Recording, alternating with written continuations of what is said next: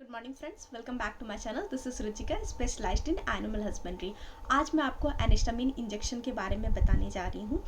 इसका यूज़ कब करना है, कैसे करना है, कहाँ उपयोग करना है, क्या सावधानी रखनी है, कहाँ यूज़ नहीं करना है, ये सारी जानकारी आज मैं आपको इस वीडियो में देने वाली हूँ। तो अगर अभी तक आपने मेरे चैनल को लाइक, सब्सक्राइब या शेयर नहीं किया है तो आप मेरे चैनल को सब्सक्राइब कर सकते हैं और साथ ही आप बेल आइकन भी प्रेस कर सकते हैं, जिससे आपको आगे के आने वाली वीडियोज़ की जानकारी सबसे पहले आपको मिले। तो अगर हम बात करें एनेस्टामिन इंजेक्शन की, तो ये एक इंटस फार्मास्यूटिकल कंपनीज द्वारा बनाई जाती है।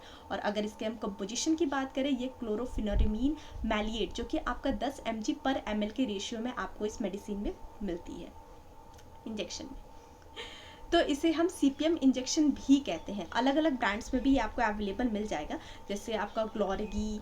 और ये एक एंटी हिस्टामीन है। ओके, एंटी हिस्टामीन जो होता है, जैसे कोई भी एलर्जिक रिएक्शन हुआ, किसी भी तरह के एलर्जिक रिएक्शन को दूर करने के लिए हम इसे बहुत ही आसानी से यूज़ कर सकते हैं। इस इंजेक्शन का यूज़ कोई भी दाद है, खुजली है, खाज है, एजिमा है, या फिर त्वचा पे आपका सूजन हो गया है, कीड़े ने काट लिया है, डर्माइटिस का कंडीशन हो गया है, या फिर बाल बहुत ज़्यादा झड़ रहे हैं, शरीर पे लाल चित्ते हो जाते हैं ना, वो हो गया है, बुखार हो गया है, अफरा, या फिर पेट बंद हो गया है, पॉइजनिंग का केस हो गया आपका, कीड़े के काटने की वजह से कोई पॉइजनिंग हो गया, या मधुमक्खी ने काट लिया, मतलब किसी भी कीड़े के काटने की वजह से, या फिर फूड पॉइजनिंग का कंडीशन हो गया, अगर पेट में बच्चा मर गया है या फिर बच्चा गिर गया है, जिसकी वजह से भी जानवर के यूट्रस के अंदर जो है वो पॉइजनिंग हो जाता है, उस केस में ये सभी पॉइजनिंग में आप इसका उपयोग बहुत ही आसानी से कर सकते हैं।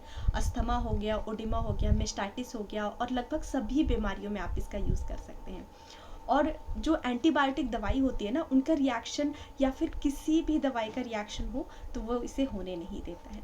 मतलब कोई भी दवाई आप यूज़ कर रहे हैं और उसके साथ आपको इस दवाई को अगर यूज़ करते हैं तो कोई भी रिएक्शन आपको होने नहीं देता है। और जब भी कोई दवाई का रिएक्शन होता है, मतलब कोई भी अगर आप एंटीबायोटिक हो गया, कोई भी मेडिसिन लेते हैं, तो उसके दवाई का रिएक्शन का डर तो हमेशा रहता है।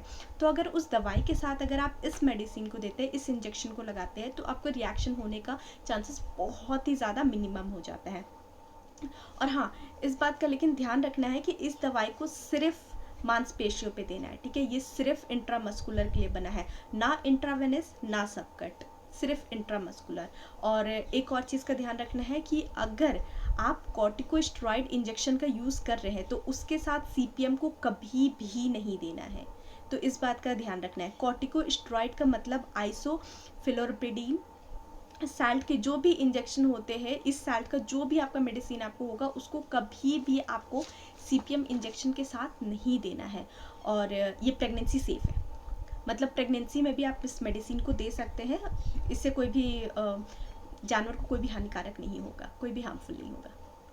और रहा बात डोज की, अगर हम बात करें तो गाय, भैंस या फिर जो भी बड़े जानवर हैं, उनमें आपको 5 ml से 10 ml के लिए लमसम आपको उसको देना है। और रहा बात बकरी का या फिर बछड़ों का या फिर सुअरों का, तो छोटे में जानवरों में आपको ये 1 से 2 ml। और अगर आपके पास कुत्ते हैं तो कुत्तों में आपको 0.5 से 1 ml के डोज में देना है, लेकिन इंट्रामस्कुलर, सिर्फ इंट्रामस्कुलर यूज़ होगा।